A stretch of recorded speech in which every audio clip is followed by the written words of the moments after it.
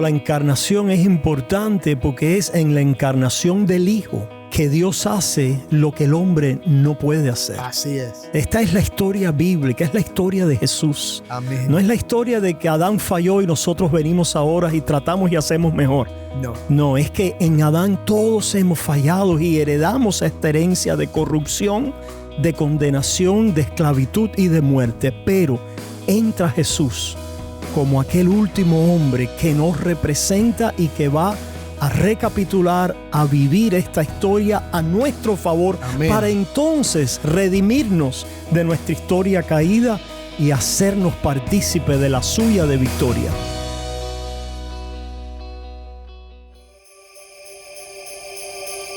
Cristo es la Navidad. Cristo ha venido a nosotros. Cristo nació. Él en sí mismo es el mayor regalo que uno puede tener. Navidad es el niño de Belén, ese niño que creció, vino enfocado en una misión que fue ir y dar su vida por nosotros en la cruz del Calvario, para que nuestra vida cambie y tenga el sentido que verdaderamente Dios quiere para cada una de sus criaturas. Cristo nació, pero ¿con qué propósito nació Cristo? Nació con el propósito de limpiar nuestros pecados. Con su sangre preciosa, Él vino a restaurar esa comunión que nosotros necesitábamos tener con Dios. Cristo nos trae verdadera paz, verdadero gozo, verdadera justicia, porque Él nos ha salvado y ahora pertenecemos a Dios. Navidad es la salvación en Cristo. Y el nuevo nacimiento, Navidad puede ser cualquier día siempre que Cristo nazca en nuestros corazones. Soy el pastor Dani Rojas y esto es el Faro de Redención. Cristo desde toda la Biblia para toda Cuba y la voz del pueblo de Dios en Cuba para todo el mundo.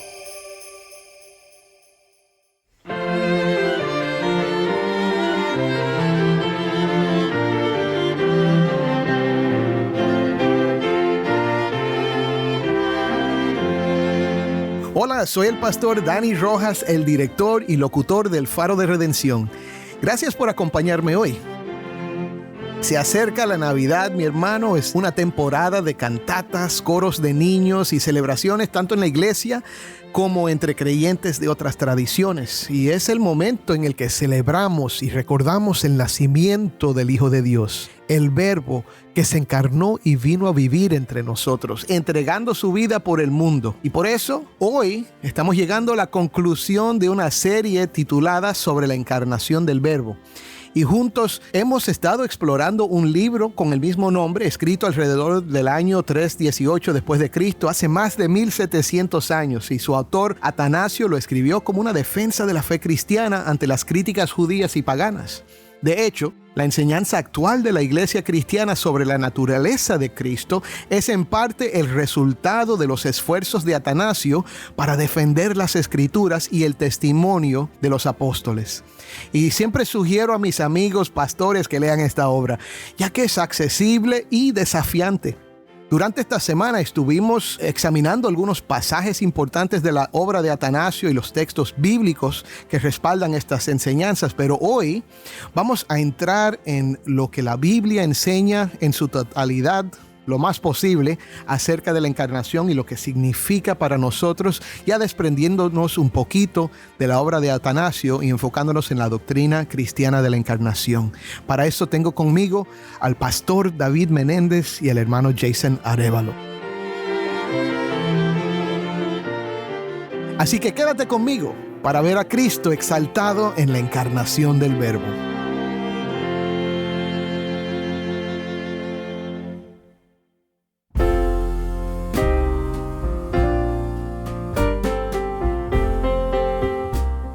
Bueno, mis hermanos que nos escuchan en esta, puede ser de noche o quizás lo estás escuchando por medio de tu teléfono o tu computadora en otro momento, pero hemos llegado al final de nuestro estudio sobre la encarnación del Verbo. Y como les prometí al principio, tengo conmigo al pastor David Menéndez y a Jason Arévalo para hablar sobre la encarnación. Y ahora entrándonos más a fondo en lo que dicen las escrituras. No vamos a enfatizar tanto a Atanasio, aunque quizás lo mencionemos en algún momento, pero vamos a hablar de lo que es la doctrina de la encarnación y por qué es tan importante, por qué es esencial para nuestra fe cristiana creer que Jesús de Nazaret no era solo un hombre, no solo un carpintero que se levantó y empezó a enseñar con mucho talento, sino que es el Hijo de Dios, el Verbo encarnado que vino a vivir, morir y resucitar para nuestra salvación.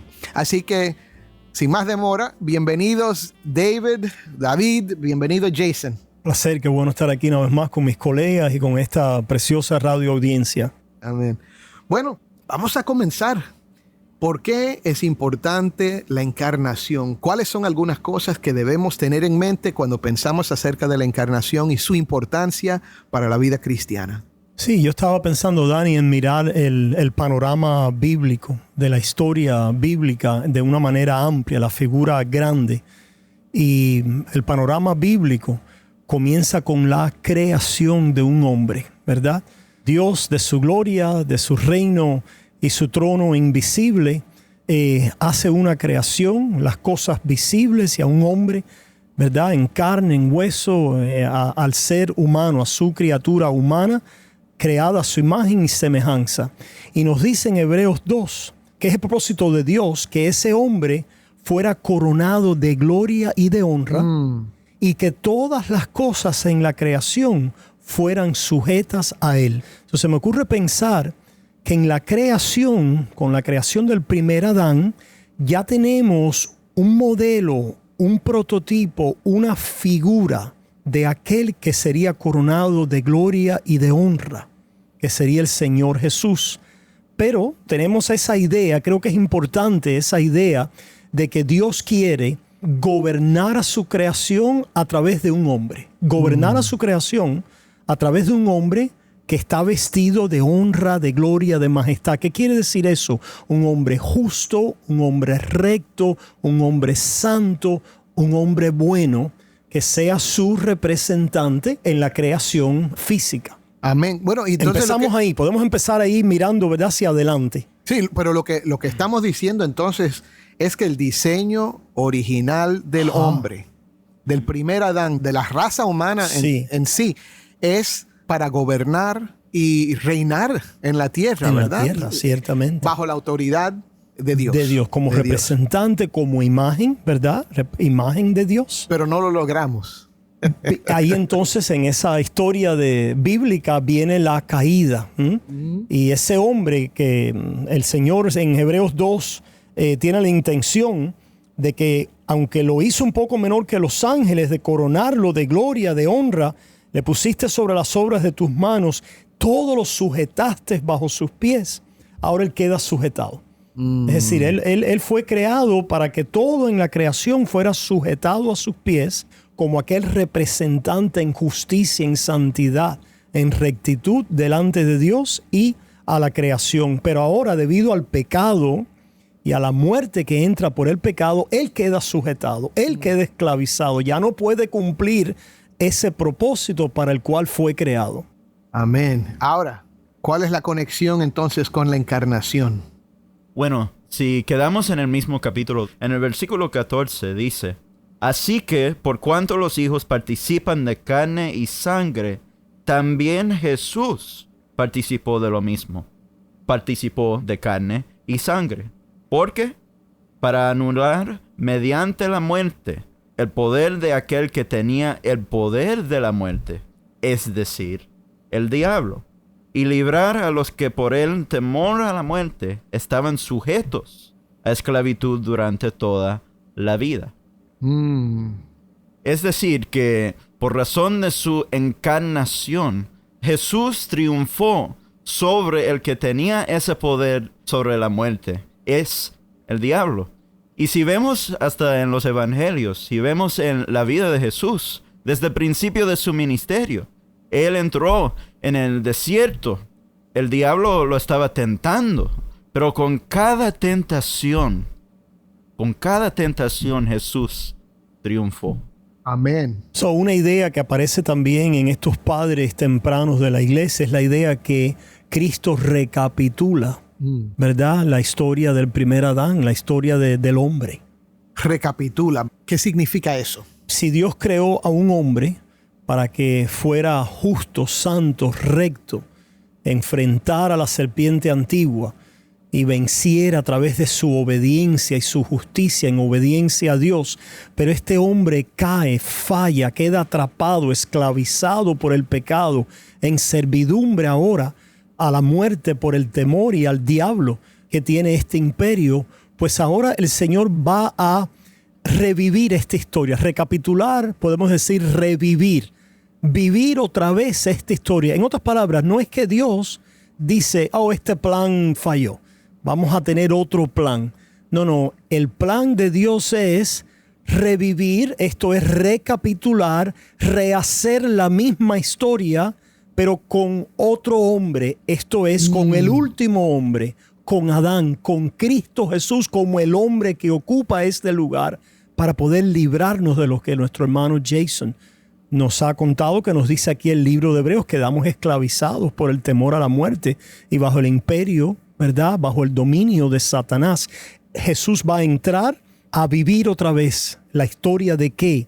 De obediencia, de justicia, de sometimiento a la voluntad de Dios, de representante en este mundo, ¿verdad? Del Hijo de Dios, ¿verdad? Para poder vencer al enemigo. Hay una recapitulación, un revivir de la historia del primer hombre. Amén. Bueno, entonces déjame decir eso otra vez para que se quede bien claro, pero bien sencillo.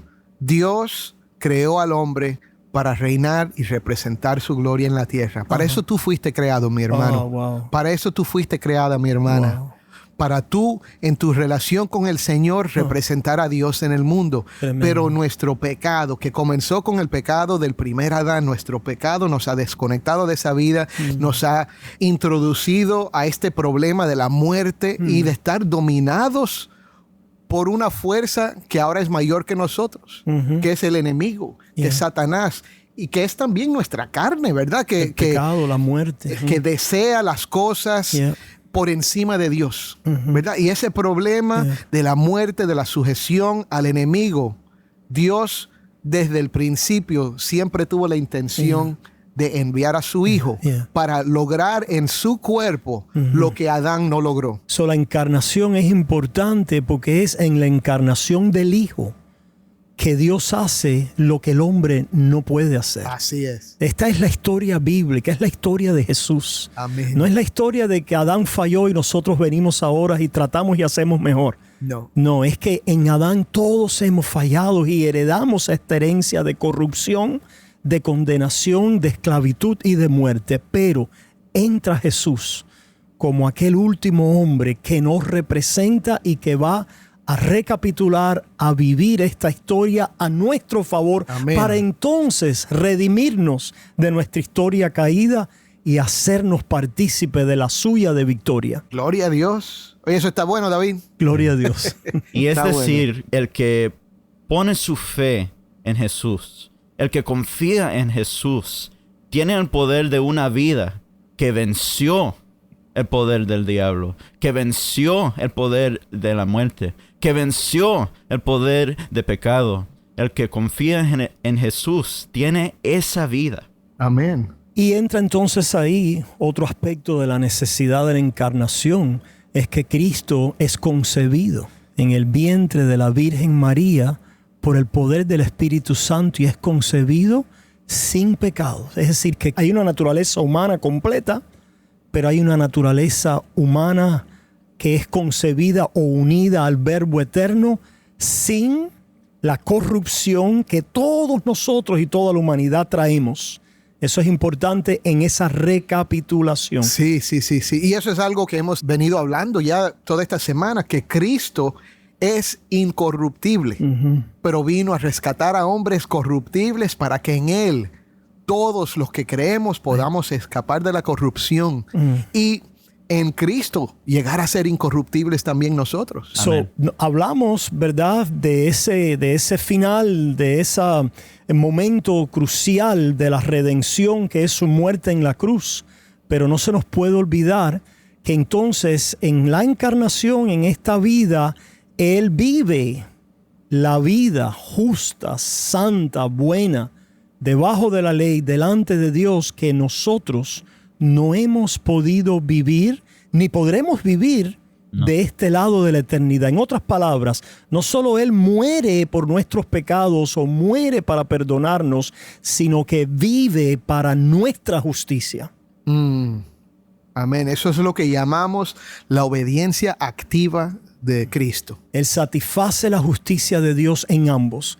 En penalidad, que es la muerte por el pecador, por el pecado, pero en precepto, que es el deber del ser humano de vivir conforme a la ley de Dios de una manera cabal y completa. El Señor vive la vida perfecta y justa que no hemos podido vivir. Y entonces es aquel Cordero sin pecado, justo y santo, que muere, ¿verdad?, de una manera sustitutiva a favor del pecador, y por lo tanto ni la muerte, ni Satanás, ni ningún adversario lo puede retener, porque es el santo, justo y vencedor Cordero de Dios que se levanta, ¿verdad?, en la resurrección y está a la diestra de Dios para interceder por nosotros con esa justicia, con ese cumplimiento y satisfacción ambos de precepto y de penalidad. Todo lo tenemos en Él. Amén, amén. Porque Cristo vivió, obedeció y entonces murió en nuestro lugar. Nosotros tenemos perdón de pecados. Vamos a dar un versículo, Dani, allí en Romanos capítulo 5. El versículo 19 dice: porque así como por la desobediencia de un hombre, los muchos fueron constituidos pecadores, así también por la obediencia de uno, los muchos serán constituidos justos. Gloria a Dios. Amén. Gloria a Dios. Qué bueno. Bueno, sí. Y como dice en ese texto en Romanos, que la muerte reinó sobre todos los hombres a través de la caída del primer Adán. Por la transgresión. Sí. Por la transgresión del primer Adán. La muerte reinó sobre los hombres. ¿Quién era el que reinó sobre los hombres? ¿Y quién es el que Jesús logró triunfar sobre ese que reinó sobre los hombres? Colosenses capítulo 2, versículos 13 a 15. Dice: y cuando ustedes estaban muertos en sus delitos y en la incircuncisión de su carne, Dios les dio vida juntamente con Cristo, habiéndonos perdonado todos los delitos, habiendo cancelado el documento de deuda que consistía en decretos contra nosotros y que nos era adverso, y lo ha quitado de en medio, clavándolo en la cruz. Amén. Y habiendo despojado a los poderes y autoridades, hizo de ellos un espectáculo público, triunfando sobre ellos por medio de él. Es decir, que un reino ha sido derrumbado, el reino de Satanás, y un rey ha salido triunfando, y su nombre es Jesucristo. Amén. Amén. Amén. Muy bien, Jason. Me gusta mucho eso. Déjame pensar entonces por un momento acerca de este tema, porque creo que esto es importante para los que nos escuchan. Hermanos, a veces oímos estas cosas y no sabemos qué hacer con esta información, ¿verdad?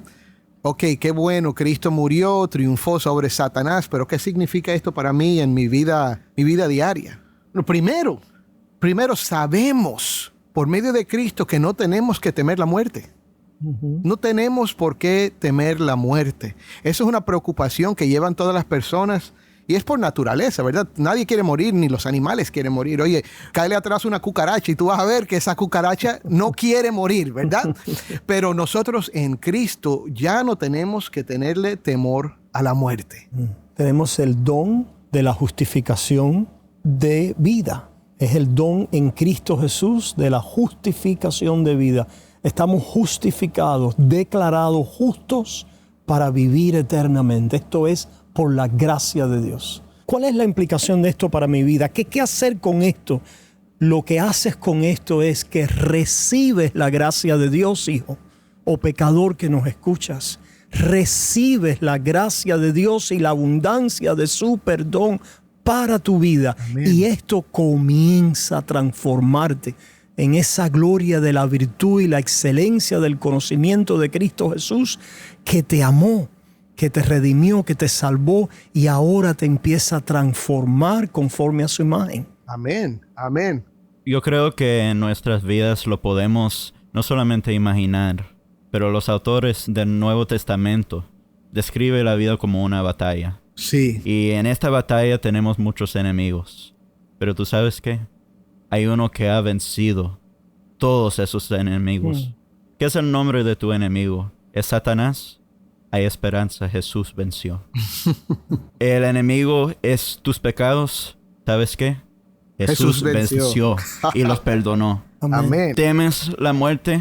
Tengo esperanza, porque ese enemigo también Jesús lo venció. ¿El infierno? ¿Temes al infierno? Pues el Señor, ¿verdad? Descendió en esa cruz, ¿verdad? A esa separación infernal del Padre a tu favor. Todos los enemigos en ese pasaje que citaste han sido derrotados y expuestos en un espectáculo de triunfo público por Cristo nuestro vencedor. Amén. Mi hermano, y eso te da tremenda confianza. Te da tremenda confianza en la vida. No tienes un enemigo que te pueda derrotar todos los días de tu vida porque Cristo venció. Y por eso es que la Biblia nos dice que en Él somos más que vencedores. No sé si hay tiempo, pero hay una implicación ahora importante para terminar que nos habla el apóstol Pedro. Precisamente después de haber mencionado que hemos recibido en 2 de Pedro capítulo 1, habernos saludados en gracia y paz, que todas las cosas que pertenecen a la vida y la piedad nos han sido dadas, que Él nos llamó por el conocimiento de su gloria y de su excelencia y nos ha dado grandes promesas para hacernos participantes de la naturaleza divina. Y ahí traemos al viejo Atanasio. Somos participantes de esta naturaleza divina porque hemos quedado unidos por la fe al Hijo de Dios que es nuestra carne, nuestro hombre delante de Dios y a la diestra de Dios. Estamos unidos a Él. Donde está Él, estamos nosotros sentados a su diestra. Lo que Él tiene es lo que tenemos. Quien es Él es lo que nosotros somos. Y mirándolo a Él ahora a través de la fe, luchando en contra de la carne que todavía arrastramos, pero en gracia y paz, en confianza y en seguridad, estamos siendo transformados de gloria en gloria en esta virtud de la bondad, la honra y la gloria para la cual fuimos creados. Amén, amén. Aleluya. Aleluya. No, oye, eso es algo tremendo. Y otra vez, no sé si tú estás entendiendo, mi hermano, si recibes todo el beneficio de lo que estamos diciendo, pero quiero que oigas esto.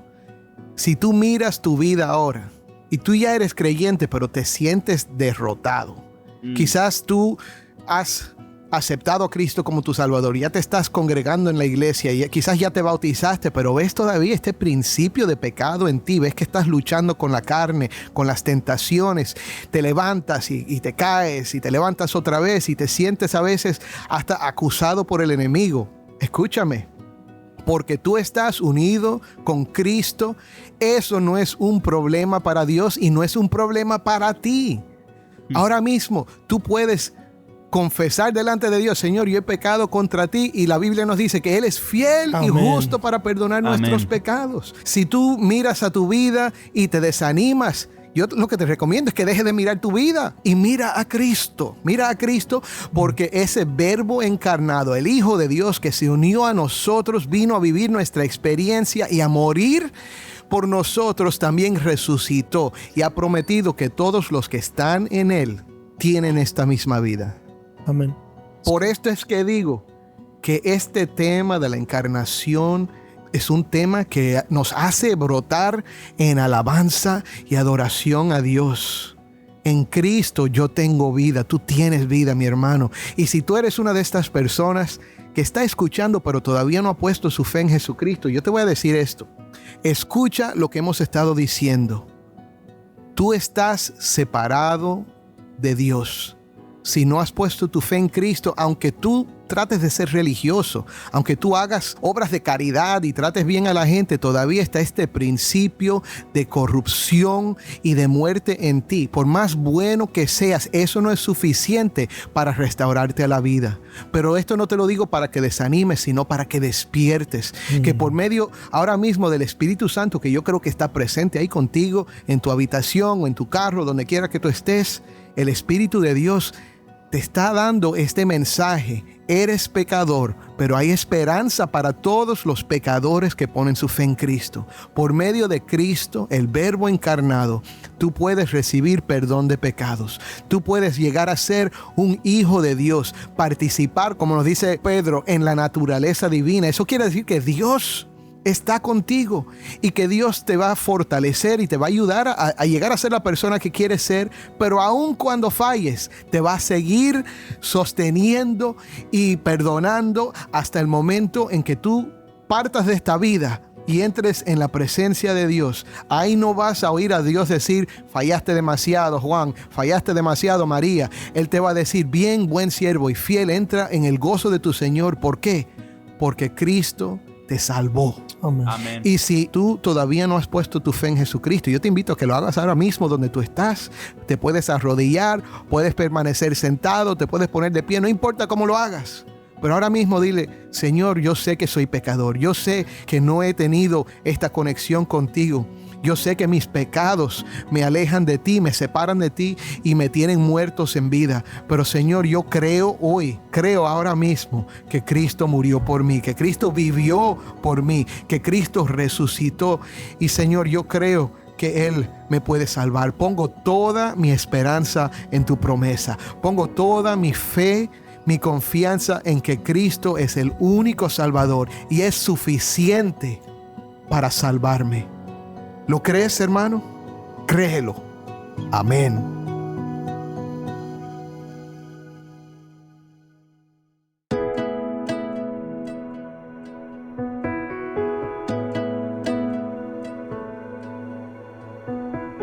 Soy el pastor Dani Rojas y esto ha sido el Faro de Redención. Te invito a que me acompañes la próxima semana. El Faro de Redención, resplandeciendo la luz de Cristo desde toda la Biblia, para toda Cuba y para todo el mundo.